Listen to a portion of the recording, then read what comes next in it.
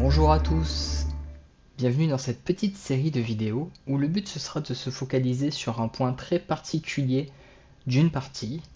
Souvent ça sera une mauvaise forme, une mauvaise décision. La plupart du temps ça sera des choses dont on aura déjà discuté, mais peut-être que pour vous certains ça sera nouveau, du coup ça sera aussi l'occasion de découvrir. Et le but c'est de regarder ensemble ce qui va se passer. Donc le principe de la série est basé sur ces films d'horreur où tout le scénario tient sur une décision complètement claquée d'un personnage random qui va dégénérer et faire que ça finit mal. Donc contrairement aux films d'horreur, on va aussi avoir une petite phase où on va essayer d'analyser comment on aurait pu éviter la situation dans laquelle on est pour ne pas être ce personnage qui meurt tout seul au fond d'un couloir, sans munitions parce qu'il avait oublié de se préparer, et aussi sans protection parce qu'il s'était dit que c'était mieux de ne pas avoir de casque. Bref, on va essayer de découvrir tout ça ensemble. Sous l'aspect pédagogique et humoristique, on va tâcher d'être toujours bienveillant. Donc, apprenons tous ensemble. Donc, dans cette première partie, on est dans une situation où Blanc a vraiment beaucoup de points sur les coins, sur les bords.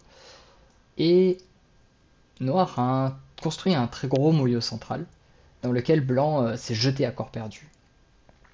Et pour l'instant, tout se passe assez bien pour Blanc. Les formes sont assez bonnes, ce qui rend la tâche de Noir très compliquée. Parce qu'il faut pas perdre trop de points au centre, mais en même temps, si Blanc vit trop facilement, Noir aura probablement pas assez de points. Donc c'est une situation compliquée à gérer pour Noir. Et dans la partie, Noir décide d'attaquer Blanc. Mais ce sur quoi on va se concentrer, c'est pas la décision de Noir, c'est bien la décision de Blanc, ou plutôt la série de décisions de Blanc. Quand Noir attaque, ici, Blanc décide de protéger comme ça. Et c'est là que Blanc fait sa première erreur de décision. Let me go. No. À ce moment de la partie, Noir va continuer à se séparer et Blanc va continuer dans la même philosophie où il va vouloir absolument protéger ces deux groupes. Et en fait, ce qui se passe, c'est que Noir continue de déchirer les groupes blancs.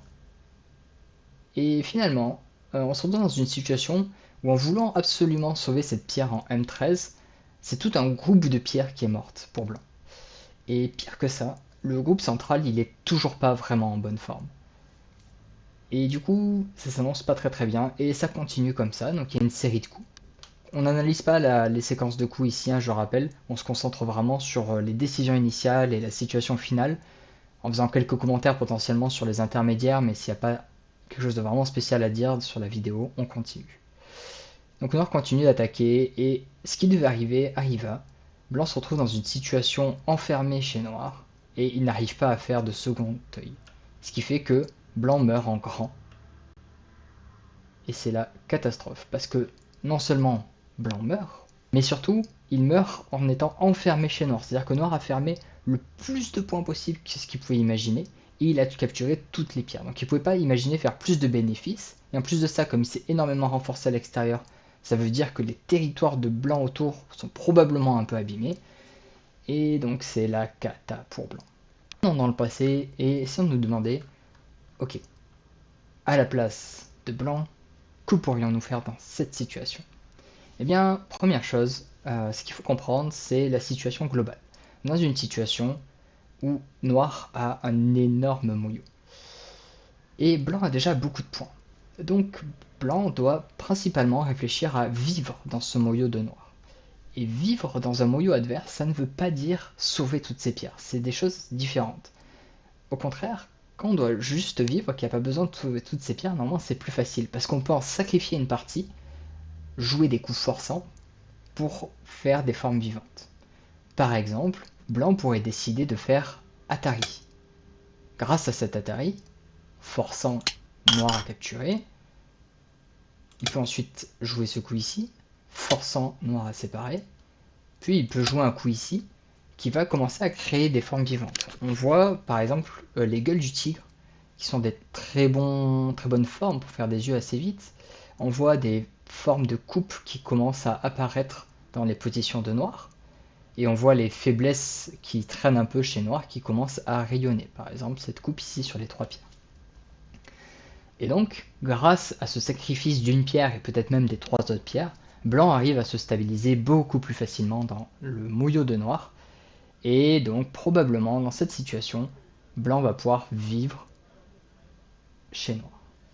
Il s'agit ici du principe du sabaki. Donc vous avez un lien qui s'affiche en haut pour accéder au cours de Motoki sur le sabaki qui vous avait été fait à Pau. Voilà, si cette vidéo et ce type de vidéo vous plaît, je vous invite à me le signaler de manière à ce que je sache si vous voulez qu'on en fasse plus sous ce format-là.